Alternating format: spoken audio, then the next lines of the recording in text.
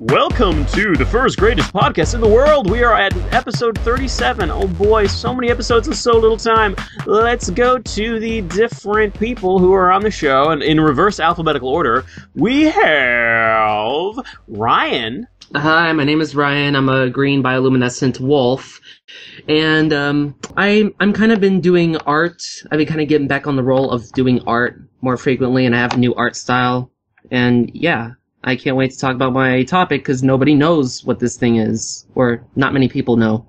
Ooh, suspense. And then we have Relic. Hey guys, it's Relic Wolf here. I'm just a dancer fur. I love to goof off. I'm just an idiot, really. But I love to talk about my topic because I know everyone loves League of Legends and Heroes of the Storm, right? Everyone does, obviously, and if they don't, they suck. Raven. Hello, I am Raven, the fabulous red Persian, jewelry designer, fursuit handler, and crafter extraordinaire. I've been a fairly good regular on this podcast, and I'm just glad to be here. Next up, we have Maku, Jerry. Hi, I'm Jerry Husky, and I own AnthroTalent, which is now expanding over to Dailymotion and Vimeo. Excellent, and I am Khord Kitty. I am an actor kitty. I also enjoy dancing, singing, composing, and oh, so many activities of fun. I am going to a crap ton of furry cons this year because it'll give me something fun to do. And it'll help me get sick of furry cons, so when I have a family, I won't have to worry about that bullshit. Good luck with that. Thank you. Kax. Yes. What are you up to? Not a whole lot, really. I'm just here chilling out. This is actually my first podcast. Darky. Mr. Darky. Hey, I'm Darky Pup. I dance, I play video games, I'm just a random derp. This is also my first podcast, and I have big plans coming up. I'm moving to Germany this summer, which is why I won't be able to make AnthroCon, but you know what? I'll be alright. Deutschland. I like the sound of that. I'm nervous, though. To be honest, I'm nervous, but I mean, hey, it's Germany. What I can say, I've been to Germany. I'm going to go to so many different places.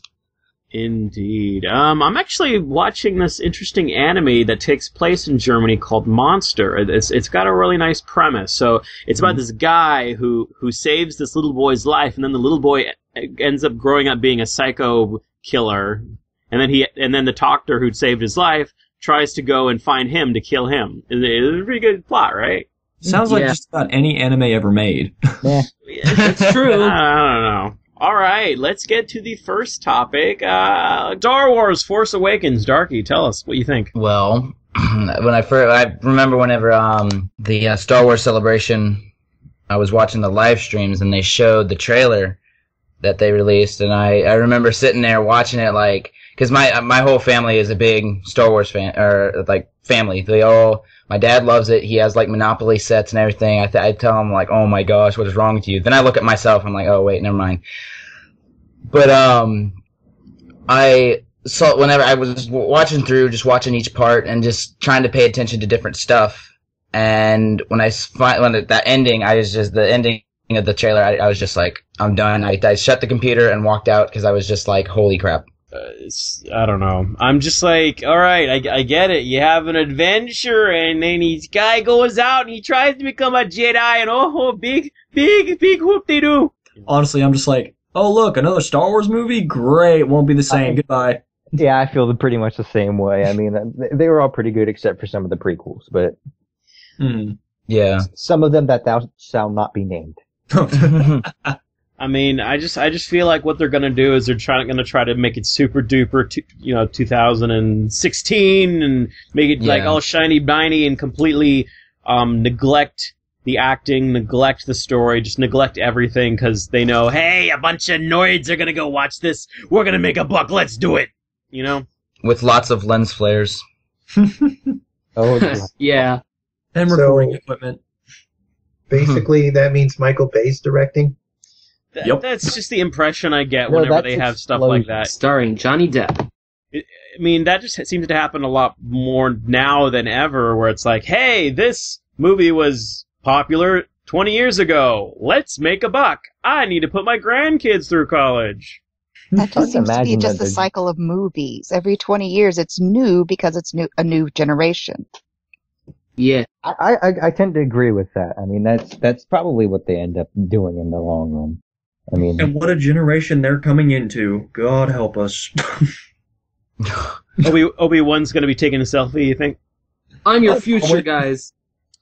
I can see it now in the background. You'll see one of the Ewoks with a selfie stick. Oh, don't Tiggy! So I don't really follow everything very well. Is this after Episode 6 or a prequel to Episode 1? After Episode 6. Yeah. Yay! I'm trying to remember how many years after. I just know it's after. Are we going to see Princess Leia die? Ooh, that'd be kind of hot. No, but wow, that's kinky. I'm hoping that dead body. What I saw. I love it. So yeah, I'm guessing Darky, you're going to be watching it in super duper 3D. No. Oh. No, I'm not. I don't have enough hype for it to go see it in the theaters. I'll wait till it's on Netflix, maybe. Yeah, I'll wait until it's on Pirate Bay. Dang. I'm not giving him my money. Sorry. I'll just go get it at Redbox. It only cost me $1. That way, if at least it's crap, I can just break it and throw it away. Sounds good. You can wipe your ass with it. And just be like, oh, I'm sorry, this movie just feels like this. It's shitty. If I want to predict how good or bad a movie is, what I do is I look at the different ratings, just like either on Rotten Tomato or IMDb, of whatever the writer has made before, and usually it'll consistently be like that. Because writing is really what makes the movie. It's not the director or the actors, in my opinion. I agree. Mm-hmm. I will agree as well, because if you have a shitty story, it doesn't matter if you have the latest and greatest of technologies, the big name actors, it's in 3D or whatever. It's gonna bomb. Yep. Unless it has something stable to it, like, I don't know, a huge multi-billion-dollar winning franchise like Star Wars. There you go. You already know they're gonna make their investment, at least. But whether it's gonna be good or not, yep, we'll see. It comes down to Disney. How bad can we fuck this up? Well, they're making Zootopia, and furries are loving it, so I don't know. We shall see. That's how I put that. We shall see. I'm trying to think of some sort of funny joke to do with the Mickey Mouse voice, but I don't know enough about Star Wars to do it. Just do the Wookiee Don't voice, do it, then. Anakin! It's a trap! I am your father! Hey, at least I got a laugh. That was worth. I wish I could do a Mickey Mouse. I'd do these are the droids you're looking for. Let me try that. That. These aren't the droids you're looking for. Nope. That's how it works. All right, good. There we go. All right, now, but yeah, you mentioned Zootopia. That's Raven's topic. I'm not going to say my opinion about it until Raven says something about it first. Raven! Well, let's see. We're talking about Disney Zootopia, which is the U.S., or Zootropolis in the United Kingdom, coming March 2016, and ever since the trailer came online, it has exploded all over the media. So, I've watched and rewatched this trailer multiple times, and this is what I have to say. First of all, the movie's tagline. Like nothing you have seen before. Okay, it's supposed to be punny. We get it. Her, pity laugh. We're done with that. But in essence, anyone who's ever seen a cartoon with funny or intelligent talking animals are going to be familiar with the concept of this and what anthropomorphic animals are. Do they have to really spell it out for the masses? Yes, because it's a very safe, child-friendly way to introduce the concept of the movie. Is this a new and revolutionary idea like they're trying to pan it off as? No, because there's been so many animal character-centered stories in the media in general. But what I did like about this movie is the setting. Yeah, it's a modern mammal-populated metropolis from what we see, which is nothing new. It overall reminds me of like the Richard Scarry's beautifully illustrated Golden books that I've read as a child. To modern examples like somebody saying the art style is similar to the design of Rocket Raccoon from Guardians of the Galaxy from last year. The third thing is that I hear aside from this movie exists is the fan art. And people are not ready for the fan art because Rule 34 already exists from this movie, from a trailer. Should I be surprised about this? No. I just don't go actively looking for this. But whatever floats your boat. So, analyzing the trailer, what did I like in brief? I like the diverse population. I don't know if there's going to be any other famous critters that's going to pop up or references to critters, but I'm pretty sure there have been many people that have already paused this trailer to analyze the crowd scene and find their favorite critter. The two critters that stick out most to me are the 1950 glasses-wearing bunny and the huge Hulk-like ox dressed as security, or whatever the equivalent would be in their universe. Yay for semi-adult jokes about the fox and zipping a non-existent fly, although I think it would be funny if the fly was more visible first. So, yay, maybe this will actually be a PG movie and escape the dreaded G rating. As far as the storyline goes, most of that stuff you can find online on what the basic premise is. The crafty fox is accused of a crime and has to prove himself innocent, and Judy the bunny has to either help him along or is chasing him. I don't know. Most of that stuff has just been released as of yesterday. Well, what I want to talk about more is it going to be crap or is it going to be good? What do you think? Overall, do I think this is going to be crap or good? I think you can't really judge from one trailer. Usually you can't really get a real good feel of the movie until you get to the third or the fourth trailer. Overall, this does not impress me, but that's just my personal opinion, and I could be proven wrong between now and when the movie debuts in March of next year. I'm going to give my opinion about it, whether I think it is going to be good or not. I believe it is going to be lackluster, kind of bad. I think they're going to make back their investment, but I don't think this is going to be a good quality movie. I think it's going to be critically panned. The reason being is the writer has had very poor ratings on his previous products. He has this one TV series called Will You Marry My Dad? It has a 5.1 rating. He wrote Dumb and Dumber, the TV show, and just a lot of very poorly rated things. And here's the thing. This movie has attached to it a bunch of really top-level directors who have all worked on majorly successful motion pictures in the past, but what made those very successful is they were tacked on with very, very good writers who all had huge hits on their belt already. This guy, he's not proven.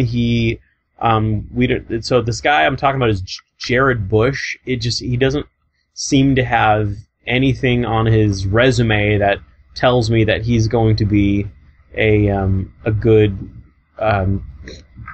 writer. I'm just sort of worried about it. I'm not too worried about it. I'm not worried at all. Never mind. But it's just a movie. But I really don't think this is going to turn out well. I feel like this is going to be somewhere in between Alpha and Omega and Ice Age 4, whatever. I don't know. So that's my take.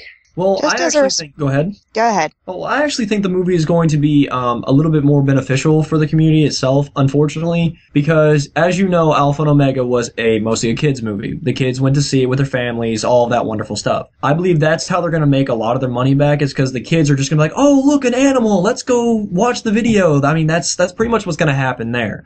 Now, as in for the relation to the furry fandom and such, with the little joke that was made about the fur and stuff like that, I personally think it was kind of dumb for them to go that route, but, I mean, I think the movie's going to win over a lot of kids in the end. I think that's how that's going to work.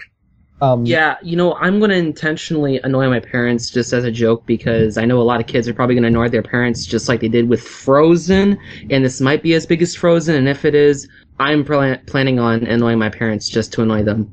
This is not going to be as big as Frozen. I could just give you that spoiler alert. Oh, that's true. God, no. Because there's still kids to this day singing Let It Go in school. And they really need to be letting it go. Mm-hmm. But, yeah. Sure that. Darky, are you going to be spending your hard-earned cash to watch this movie? Probably not, just because, I mean, as Raven said, this first trailer, I mean, it may change my mind when the more trailers come out and more comes out about it, but just for now, I really don't have a big interest in it. For me personally, if it gets a 7.9 rating or above on IMDb, I will watch it. That's my personal way of figuring out whether movies are good or not. Well, then I also have another question to pose. How many people do you think are actually going to go watch Zootopia, but bring their fursuit with them? I already had one person on my contact list say, hey, I want somebody to go watch this with me in Fursuit. So I think it's going to be a lot. You know, if already one person is planned on doing that, you could bet a lot of others have too. And they're about to be laughed out of the theater in about 5, 4, 3. Yeah, exactly. Yeah, my town has a drive-in theater, so I don't know, maybe I could probably get people. No, see, the drive-in theater is a completely separate topic, because at least in the drive-through theater, you're not out in a building and you can't get out. At least there, you can at least walk around and have some time to walk around in suit and stuff like that. But in a theater, there's no way to get out. You're in that theater, you are stuck. People are going to stop you every 3 seconds. You're kind of SOL on that one. Actually, this is an idea that has been posed by a friend of mine from Texas about trying to turn this into like a mini-con. I don't know if it's going to reach that kind of proportions, at least what little I know about the Texas community. But I would foresee there would be a lot of personal furry meetups just to go watch this movie within the first week, and hopefully it's good. But yeah, this they've made posts about Zootopia a whole bunch on FA, like the furry fandom's like, oh my god, anthropomorphic in a cartoon. Oh, I'm gonna talk about it on my Tumblr. The next topic, also related to computer animated kids films. Kung Fu Panda 3, oh my. I didn't even watch 2, and I don't know if 3 is going to be crap. I didn't watch 1. That's too bad. You gotta watch 1. It's one of those films where it's like super deep and stuff. Like, you know, it has this one line, it's like, yesterday was history, tomorrow's a mystery, but today's a gift. That's why they call it the present. Wow, that is pretty deep. Alright, I'm going to use my same flawless logic of before of thinking that, hey, if the writer hasn't made anything good in the past, they're not going to make anything good in the future. I'm going to check out who's writing Kung Fu Panda 3 and see if they suck. All right. What does everyone think it's going to be? I mean, it's going to have... how do you think it's going to be? I think it's going to be like normal, like middle ground, something like that. Like, it won't suck, it won't be too great, it'll just be meh. Kung Fu Panda 3 was written by Jonathan Eibel and Glenn Berger. Looking at the credits, what they've done before is... Kung Fu Panda 1 and Kung Fu Panda 2, and some really, really good shows on their belt. We have King of the Hill, Mad TV, Sponge, the George Carlin Show. Wow, that's pretty intense. So judging by just the writers alone, it should be a pretty strong picture. Wow, okay. When you think George Carlin, you don't think Kung Fu Panda, but hey, look. That's just what happens. That just means the comedy will be good. Mm-hmm. Yeah, we have some smart people. Maybe that's. I personally liked Kung Fu Panda 2, Kung Fu Panda 1, but like Kung Fu Panda 2, I liked. I'm interested to see how it goes and see what direction they go, especially with what the ending was for Kung Fu Panda 2 was. So. I'm actually looking at this. I didn't realize Bryan Cranston was in this. Yeah, I didn't realize Angelina Jolie was in it either. Jackie Chan's in it too. Holy crap! I might actually watch this now. And another interesting thing to note: the writer of Kung Fu Panda 3 is working on another movie called Trolls. Oh my! An animated action adventure. I want to see Trolls. Also, ooh, and Trolls is also edit in the Trollolo theme. See, I don't need to edit in the theme. I could just sing it. Problem. So it looks like Trolls is going to be released in 2016, and it's going to be written by the exact same people as Kung Fu Panda. That sounds cool. That actually sounds really awesome. People, aren't they? I mean, basically. It's going to be better than Zootopia, I'm calling it. Yeah, and their budget, oh wow, they're going to be putting in $120 million into making Trolls. That's, they're... Jeez. It better be good. It's only $20 million less than what they're putting into Kung Fu Panda 3. But yeah, they'll impress me if they're actually talking about internet trolls. Although there is one thing that's very curious about Kung Fu Panda 3, though. And by the way, spoilers. I do remember from the end of the second movie, when you had just after the credits, they usually have something awesome because that's how the company works. I believe that's how DreamWorks Animation works. And it was about finding out that there is this secret paradise of pandas, and his biological father was just amazed that Poe's still alive. So he's going to go back there, and of course he's going to do the one thing that we haven't done yet in this movie: get Poe a love interest. What does everybody think about that, who have seen either Kung Fu Panda or Kung Fu Panda 2?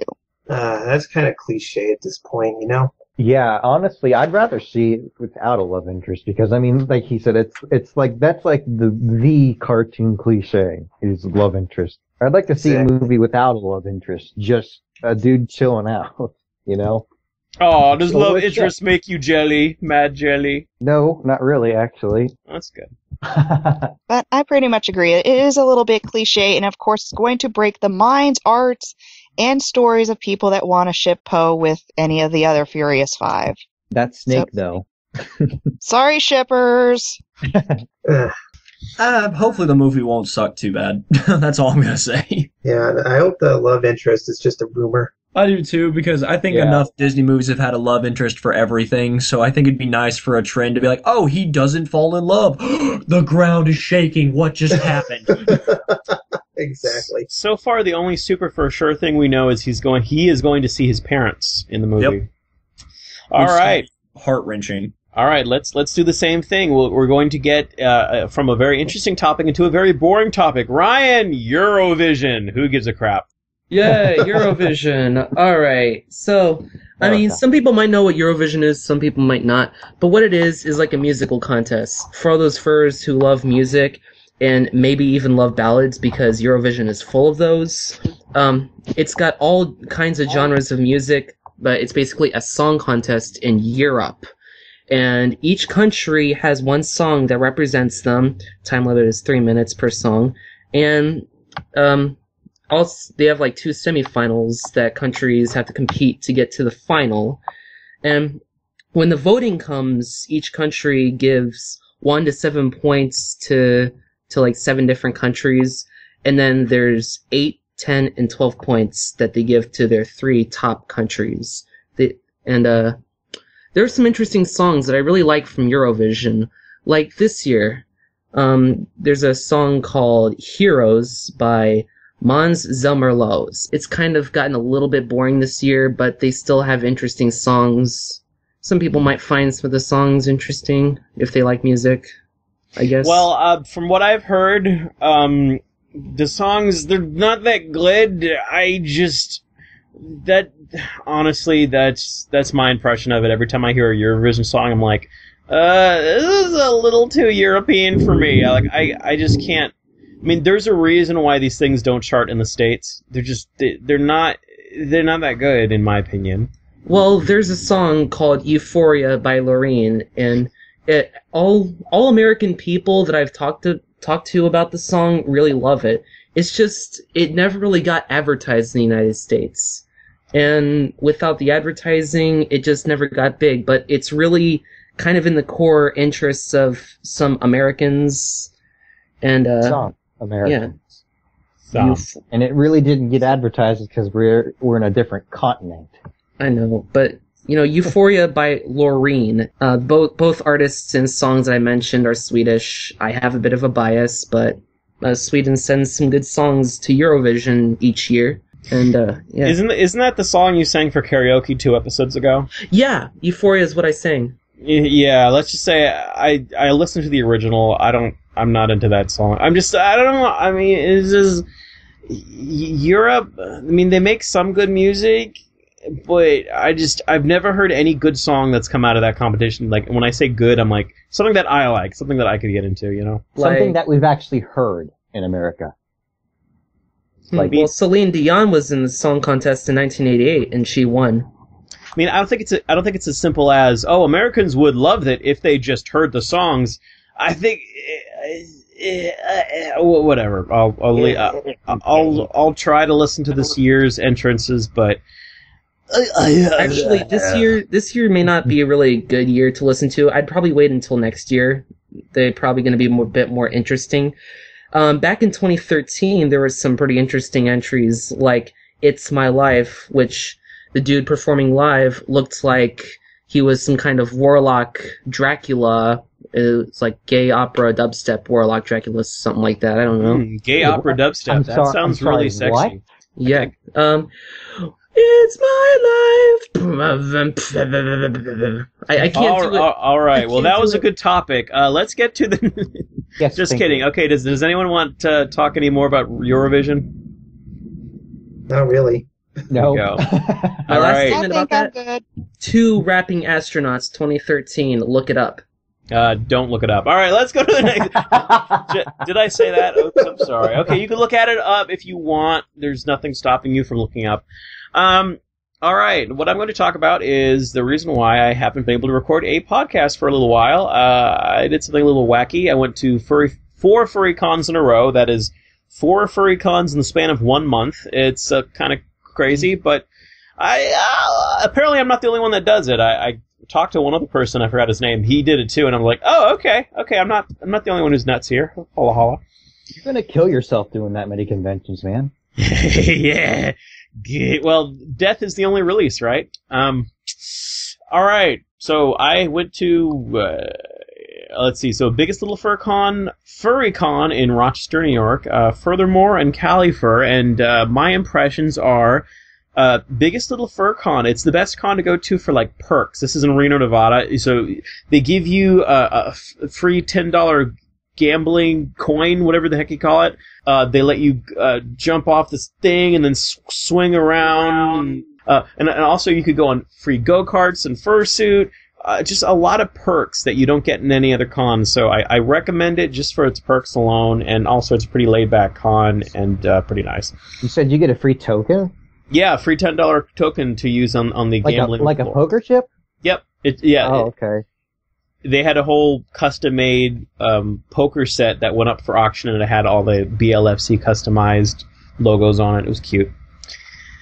And then the week after that, so FurryCon in Rochester, New York. It's a very tiny con. We're talking less than 300 people. I had it quite a few times when I went on the dance floor, and I didn't see anyone there. But it's still, there are some times when the dance floor was full, more like towards the beginning of the day. But what I really liked about that con was they had this con suite. They gave you free food. It was like hot dogs, nachos, and and then it was right next to this movie room. It was really nice. That was my favorite part of the con. And but they did have this kind of nerdy theme. They had a Game of Thrones theme, and then throughout the whole con they put you within different Game of Thrones families, and then they all have to fight against each other in this one board, which looks like a combination of Risk and D&D. I don't know. It's just really weird and a little bit too nerdy for me. And then furthermore, it seemed like they were a bit more touchy-feely, more like, this is a family con. We love to have families. Don't do any naughty stuff because there's families. And I think they even mentioned, make sure not to drink. And I'm like, what the heck? And then I heard about people drinking at the con, so I was really confused whether it was, but they're all right. They're not a bad con. They're in Virginia. And then the last con I went to was Cali Fur. They have a really bad reputation, unfortunately, all around the West Coast, but I didn't have a bad time. It was just a little bit, they took themselves a little bit too seriously, but then again, in a way, they are an extension of the longest running fur con in the world, and that's Conference, because Conference and Cali Fur were made by the same people. Oh, and one random thing I would look out for is, if you go on my Fur Affinity page, you can see my con schedule. I still have about 10 furry cons left to go to, and in each of the furry cons, I'm going to be attending the Fursuit dance competition, and I'm going to be making skits for the masquerades. For FurryCon, I made a skit about Yiffaholics Anonymous, so it was silly, and then for Furthermore, I made a skit about somebody who had wing envy, so like there was a dragon that was wingless and wanted to have wings, so he could get more friends, and then I had another skit at Cali Fur about trolls being trolly. You could find all those songs on my FA under the submissions page. So that was my 4 cons in a row experience. I don't know if I recommend it with other people, but it's kind of intense. I'm going to be lucky to go to 4 cons at all this year, let alone in a month. Yeah, it's pricey, but I found a way around the priciness. You just basically use Megabus all the time. Megabus is actually really cheap. Any does anyone have any questions about these magical cons in Reno, Nevada, Rochester, New York, Tyson's Corner, Virginia, and Irvine, California? Oh, that's in Tyson's Corner? I didn't realize it was that close. Yeah, Tyson's Corner, Virginia. I mean, that's in D.C., basically, right? Yep. Right. Okay, so we're on the same page, yeah. Okay. Yeah. Furthermore used to be in Baltimore, and then they changed, but they're still Furthermore, which makes no sense. Right. Well, AnthroCon used to be in a different part of Pennsylvania. Now it's in Pittsburgh. Actually, it used to be in Albany, New York. Oh, right. I'm thinking That change is good for me because I live near Pittsburgh. I live like an hour and a half from AnthroCon. It's the closest con to me, and I'm so happy that it's actually AnthroCon. Oh, and also, if anyone listening to this is trying to figure out, what con is close to me? I'm confused. Just go to Google, look up FurryCon map, and then there is this WikiFur hosted FurryCon map, which has these little points all around the world, and it has the dates and times of every FurryCon in the world. And there's one just about in every state. I think the only states that don't have any furry cons are Idaho, Minnesota, North Dakota, South Dakota, Wyoming, Nebraska, and Iowa, New Mexico, Maine. Basically all the states that have nothing in them. Yeah, Maine, North Dakota, South Dakota, Hawaii, and Alaska. But Ohio, you got Ohio, right? No, there's a lot of cons in Ohio. Don't talk crap about Ohio. I live there. Ohio, I love Ohio. I live in Ohio. So Ohio has 3 furry cons in there, very rare. So Ohio has Fur Reality, Morphicon, and Furlaxation, although I think Furlaxation was probably canceled. I think I heard bad things about Fur Reality, honestly. One of my friends went to Fur Reality and they said that they weren't really, like the people who run it weren't really like a furry centered, like they were just sort of cashing in, as she put it. How a furry con goes is very much determined by its staff. So if you want to make a furry con better, you can volunteer for it, and it should be better after that. For Reality, I think it canceled, right? Or was that Furlaxation? Wait, what? I think Furlaxation is for sure canceled. If my memory serves me correctly. Fur Reality is in Cincinnati. I can't believe Cleveland doesn't even have a furry con. There's a new Hilton hotel being built in Cleveland. No, that's a bad idea. Cleveland is the fourth most dangerous big city in the U.S. I would like to escape without bullet holes, thank you. Well, I'm alive. That's something, right? Yeah, but I live in BFE. I hate traveling, so I'd rather travel to Cincinnati than Cleveland. Yeah, good idea. All right. Illyria or something. All right, so that is my Crazy Con schedule. If you want to know what else I'm going to, let's see, I could give you a little bit of a preview of the furry cons you will see at Big White Kitty at Megaplex Rocky Mountain Fur Con, Indy Fur Con, Fur Migration, Memphis Fur Meet, Fur Affinity United, Rainforest, Arizona Fur Con, for Apocalypse, F3 Convention, and Midwest Fur Fest. Oh. Yay! Hoot, watch for me and hug me. Give me lots of hugs. I need them now, or else I'll die. No, you're just going to sap my soul out of my body. I might. All right, so... Let's get to the very last thing. We have the special guest interview, where I interview you. Oh, dear. Actually, before we get to the guest interview, I want to do some bragging. All right. Bragging is... Put your bragging hat on. Okay, so at New York Furry Con, and at Furthermore, I got first place in the Fursuit dance competition. Oh, well, there you go. Hoorah. Yay! All right, and second place in Califer. Hoot. All right, bragging is over. This is my podcast. I can do as much bragging as I want, and you can't do anything you want. Yay! You can't do anything about it. All right, bragging over. Now let's get to a non-braggy section. Relic, let's talk about how amazingly good you are at dancing. Oh, come on now. It's not that... Let's do more bragging. No, all right. So yeah, Relic. Mm-hmm. Tell me, how did you become a fursuit dancer? Honestly, I've been dancing for a couple of years now. I've been kind of keeping it secret because I really didn't announce it until I had my fursuit to kind of go into it. But I've been dancing for a while. I found dubstep was my favorite type of music, and I just watch YouTube, man. I watch YouTube and I've learned everything I've learned from that. Now, the thing that the reason why I'm kind of bad at learning from YouTube is, okay, there's some like beat boying type stuff that I kind of want to learn, but the moment I look at it on YouTube, so I look at it on YouTube, and the moment I get to the gym, I completely forgot what I just saw, and I'm like, oh crap. Well, what kind of b-boy are you trying to do? Are you trying to do more handstands? Are you trying to do spins? I mean, what are you trying to do? You know, your baby freezes, your helicopters, your normal stuff. Well, unfortunately, I can't do that crap either because I'm not ripping my bodysuit, so... So I will gladly refrain away from that. So, I mean, the way to look at it from when you learn from YouTube, what I've actually learned from it is that I take what I see, but I incorporate it into my own style. Like popping and locking and the freezes, the dime stops, all of that good stuff. Once you have a flow of it and you can make a song flow around it, that's when everything comes together. Cool. All right. So, how did you figure out, hey, I could dance in a fursuit? You know, like, because everyone had their introduction, their first time, their first hit from the pot of furry dancing. Actually, it was a lot of my friends. All of them kind of just said, you should dance for people. And I'm like, well, I'm not going on. First thing that came to my mind was, I'm not getting on a stripper pole. No, screw that. So I just kind of started dancing with all my friends. I just kind of did it. And then finally I got the fursuit, which happened at AC, which he will now be 2 years old when I bring him back this year.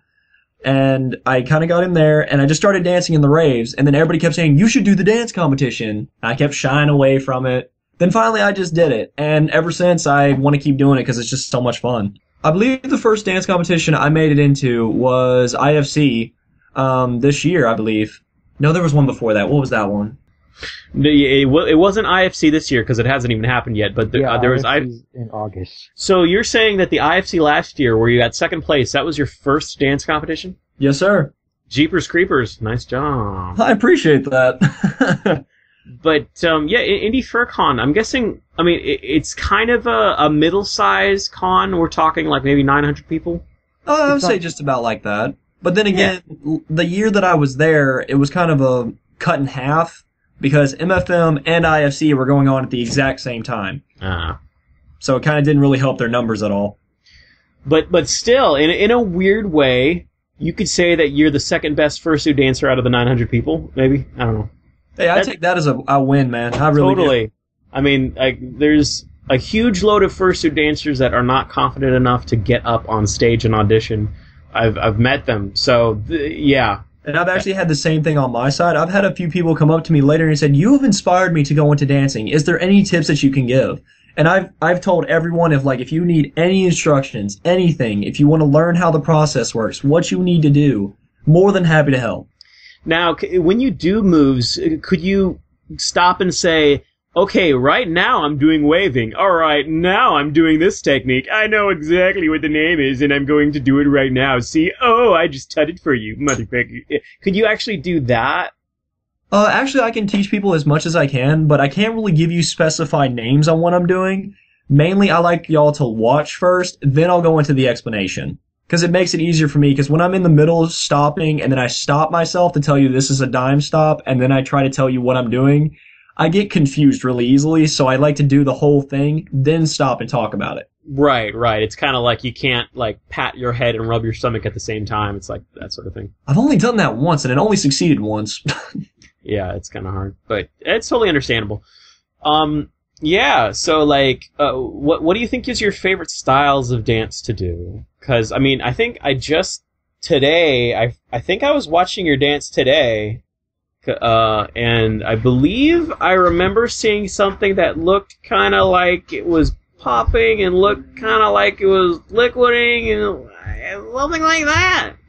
Actually, you're pretty spot on that one, actually. There is actually a dancer on YouTube that I've been watching ever since I wanted to get into this. His name is Marquis Scott, and on YouTube, it's WHZGUD.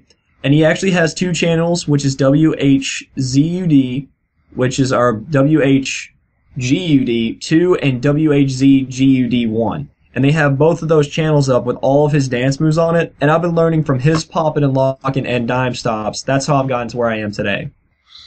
Wow, so that's okay. Well, cool. I mean, I wish I could say my inspirations with dance or fursuiter dancers, because honestly, I wasn't introduced to hip hop style dancing through actual, hip hop dancers.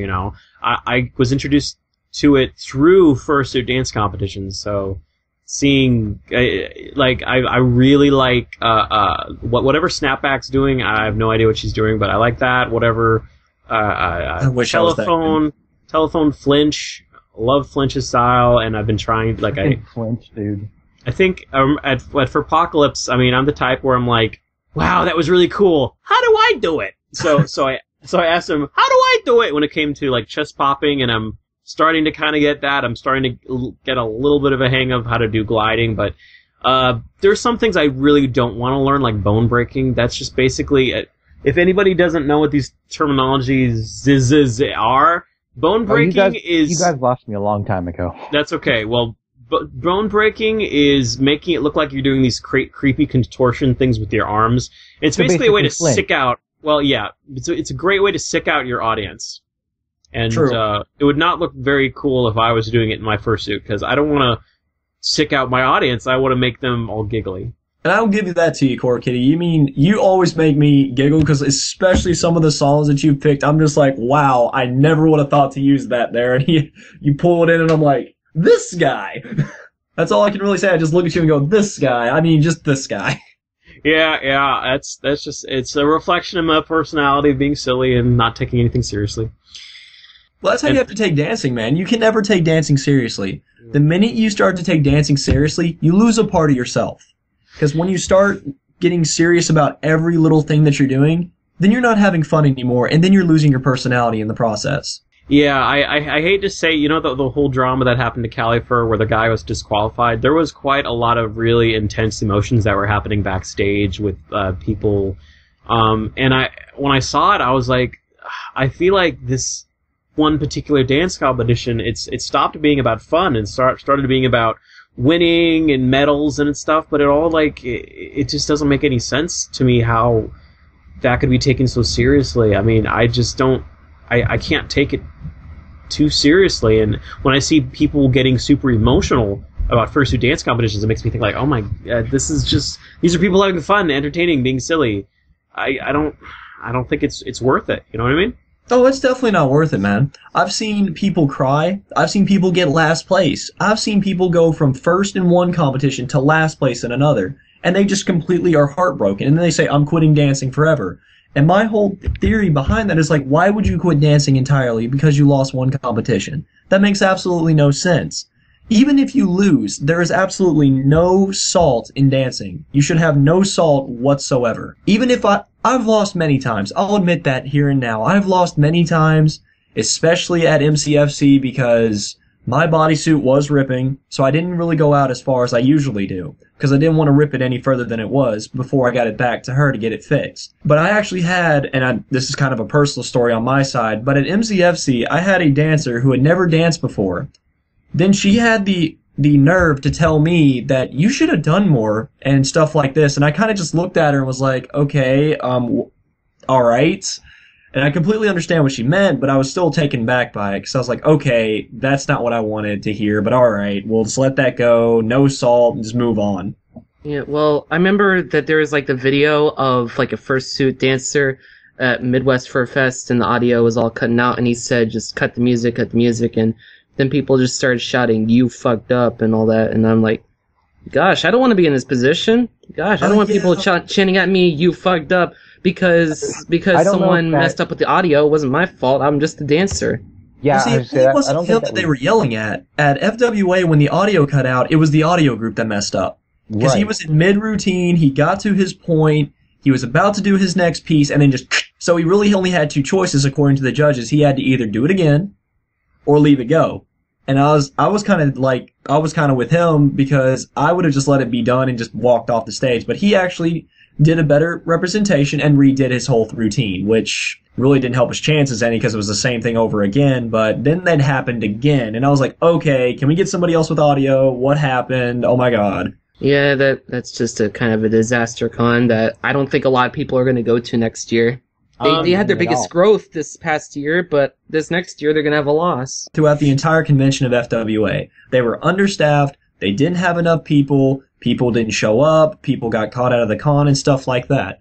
Now, what actually happened after my car was broken into, I was unfortunately one of those few, I actually got to speak with Tiger Paw because he was getting a poll together about how many cars were broken into, And I actually posed the question. I said, is there any way that you can help the people who had their cars broken into this year have a spot underneath the hotel for next year? He still hasn't gotten back to me on it yet, but I wanted to go ahead and pose the question to at least see what he could do.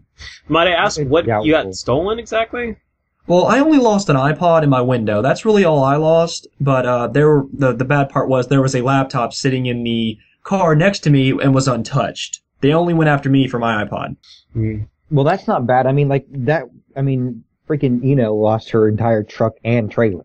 Oh yeah, exactly. And like I her said, I'm not laptop taking and her credit camera, for getting hit the worst. I'm just saying that it does suck. No, I mean it's just the convention. It's just at the point of how bad the convention security was. Yeah. Okay. Well, it wasn't something at the convention. It was actually an off-campus or an off-site garage. That's where that happened. Although the two muggings happened inside the con space. Yeah, and that was the craziest thing because the one was on the Sky Bridge. She got mugged on the way across, but she was with two other people, but the dude jumped her and pulled a gun on her, if I remember correctly. Jeez. And unfortunately, FWA is going to suffer this year. It's really going to suffer. I've never been to FWA. From what I've heard, I'm really not planning on going to it at all. I don't know which year it was, but at AnthroCon, I heard that someone had threatened with a little vial of anthrax that they would put into the water, but they got stopped before they could get into the con. Yeah, Uncle Kage is really good about security. And stuff. Oh yeah, Uncle Kage doesn't play. He doesn't play. fuck around. He gets the police involved. He gets whoever needs to be involved with it. Although I did hear that the guy who did do those anthrax threats is the same guy who posted pictures of himself and some sort of BB gun at Ryan Hill at Biggest Little Fur Con. That they're the exact same guy. So there needs to be a little bit more communication between the con chairs about, okay, if this guy's banned at this con, he should be banned at all cons. But unfortunately, there's another side fact to it, is that yes, that was one of the Ryan Hills, but there is not just one, there is multiple. Because another one popped up right after he went to jail for blah, blah, blah, whatever. Another one popped right back up on Facebook and is harassing people again. Actually, no, he wasn't put to jail. In fact, he made a post about that. He said that because he didn't do any crime, he wasn't put in jail. Oh, well, yeah. Because technically he didn't do anything, but although he made the threats, so at least they got that taken care of. Did they ever figure out who did the chlorine bomb at MFF? That same guy. That no, it's not. What happened was the Ryan Hill admitted to it, but there is absolutely no. Yeah, be aware that Ryan Hill is simply a troll. Mm-hmm. He'll say whatever he can. I mean, of course, he didn't do it. He didn't do it. He could have influenced it though, or he could have orchestrated it. Well, see, everybody made the rumor that he paid someone to do it. I mean, everybody's made that rumor. Do we know if it's true? We have absolutely no idea. The most credible theory on the chlorine thing. Well, not to be bragging anymore, but it's my theory that I made. I was going to say it's your theory. I know exactly what theory you're going to talk about. Yeah, my theory being that, and I got this from just hearing multiple people tell me about how what happened, how stuff works. So I do believe somebody was trying to make this thing called flash meth. It isn't meth, but it has the same effect as meth, just a little bit short-lived. I think they were trying to make a meth, and the way you make it is you use chlorine tablets and two other household ingredients. You put it inside of a jar, you mix it up, and I think they were trying to do it to make drugs and get high for Scroy, the DJ. He had a set going on at the exact same time as the incident. They probably just wanted to get high so they could enjoy the DJ a lot more. You want to get high, fly a kite, man. Yeah. So I guess since Uncle Kage is good with security and good policies, I don't know who to vote for president. So I'm going to vote for Uncle Kage for president. Yeah, I'm voting Uncle Kage for Sirius next year. Hey, what if Uncle Kage accidentally did it? I mean, he's a scientist. He has access to chemicals. Maybe he was just carrying a beaker full of it, and he dropped it, and he was like, "Whoops! Time the book." Are you saying you think that's impossible? Because I was standing with him at his little show, and he was with me when it all happened.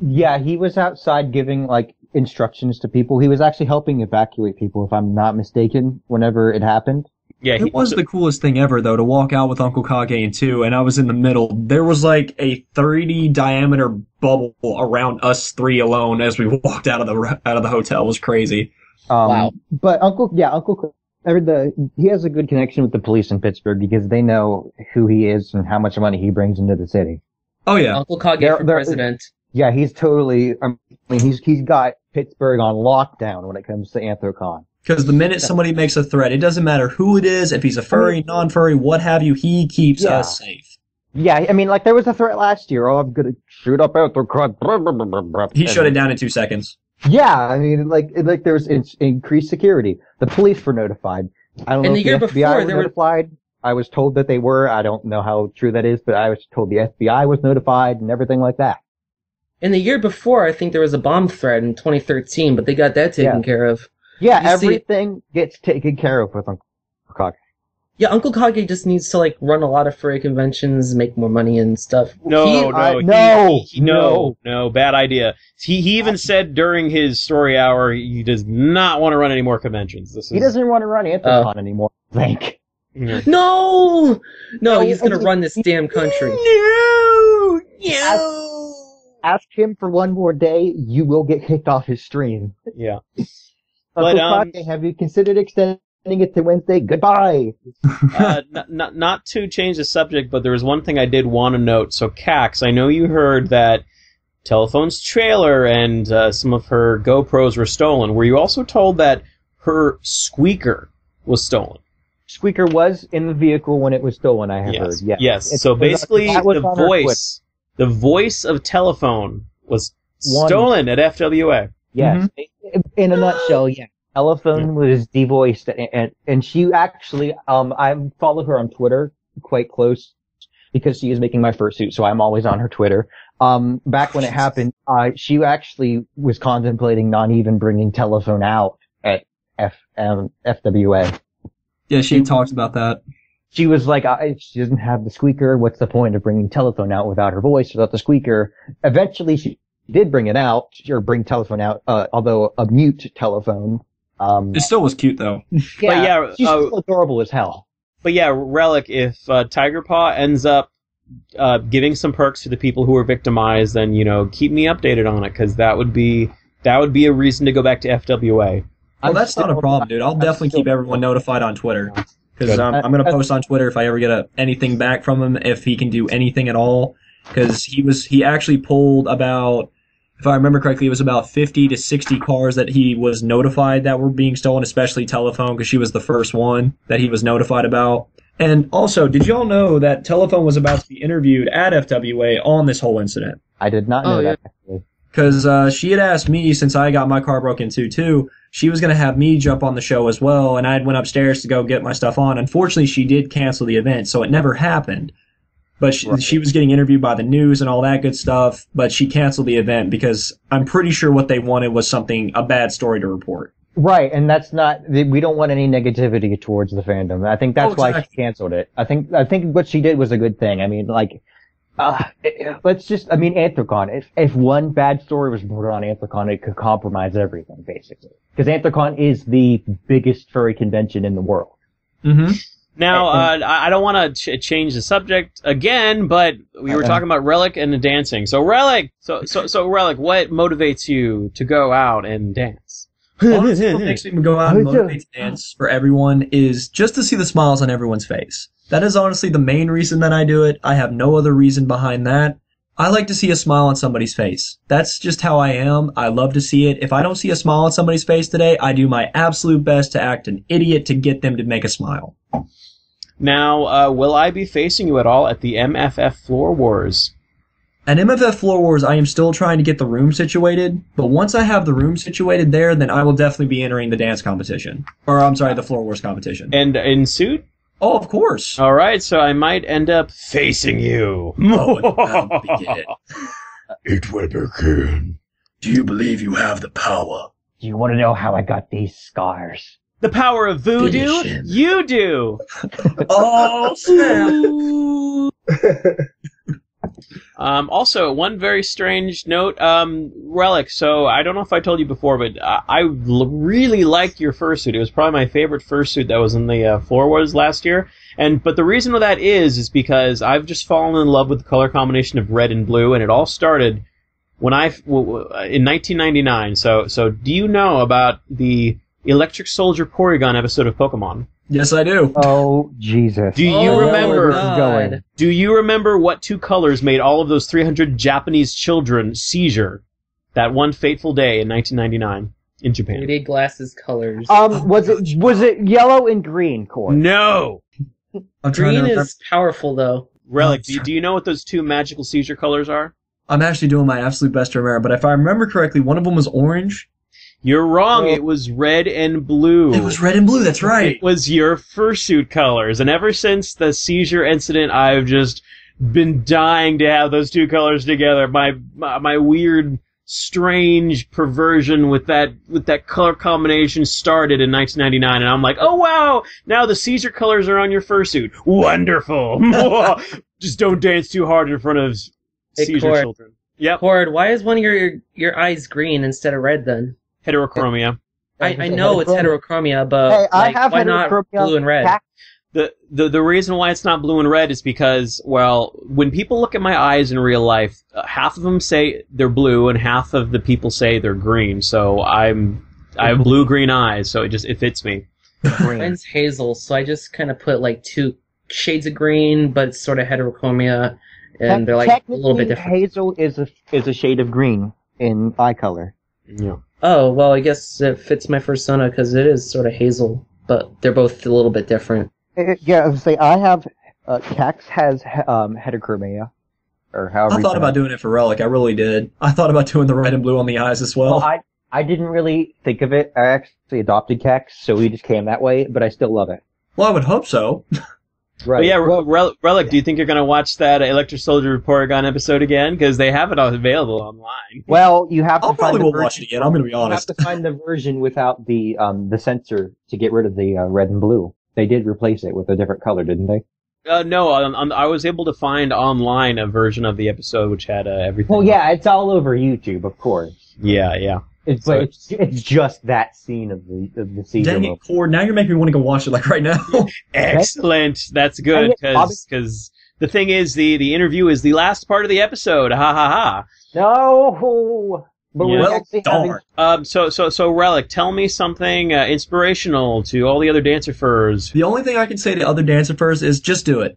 Just honestly go out, have a good time. Even if you don't place at all, don't be salty about it. At least go home, practice, come back, do it again next year, and just have a good time. Yeah, it's not necessarily about winning, it's about doing. Exactly, because once you have the confidence to do that, you're going to have confidence in your life to go on and do other great things. Very inspirational. All right, now let's conclude this episode 37. Anyone have any shout-outs? I'm going to make a shout-out to Telephone personally because she is an awesome person, and she will be making me a new suit at some point. I'd like to make a shout-out. Rock, paper, scissors to see who talks first? Kax, you start first. I'd also like to make a shout out to Telephone. She is also making my fursuit right now, and I am very excited. I am waiting. You can't have 2 shout outs. That's too many shout outs. Why do that one? That's against the shout out law. I am waiting with bated breath. You're going to jail for too many shout outs. I'd like to give a shout out to an amazing fursuit performer by the name of Ting Long, who I hope we can have as a special guest on the next episode. I'm sorry, who? Tien Long? Ting Long, yes. Wait, you mean Ronnie? No, Ting Long, the dragon fursuiter. Yeah, that's Ronnie. Long. That's Ronnie. Ronnie? Yeah, Oh. Ronnie. Hey, we learn something new every day. Yeah, exactly. No, There's a small world out there, everybody. Yeah, Ronnie's a dancer. He's always with Uncle Kage. It's like fate. Let's close out the episode. Thank you everyone for listening. Thank you everyone for part. All right. Thank you everyone for participating and listening into the podcast. And I am going to see you all another day. And yeah, goodbye.